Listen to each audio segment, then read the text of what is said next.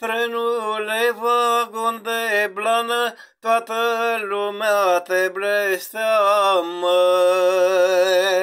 Mai ales măicuța mea, că mai depărta de ea, măi. Of, mamă, mamă, că mai depărta de ea, măi.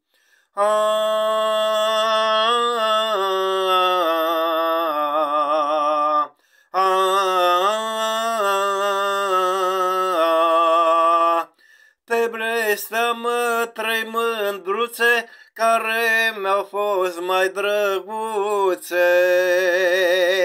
Tata cu părul cărunt te blesteamă cel mai mult, măi. Of, mamă, mamă, te blesteamă cel mai mult, măi.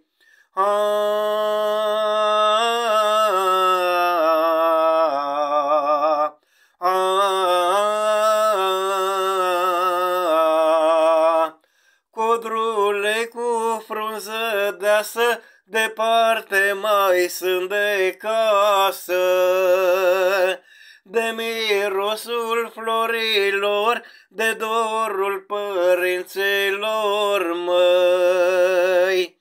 Oh, mamă, mamă, de dorul părinților, măi.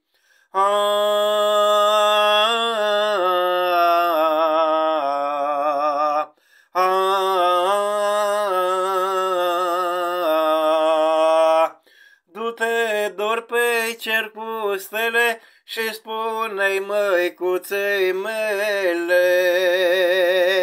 că mă întorc în sala ea cu dorul și dragostea, măi.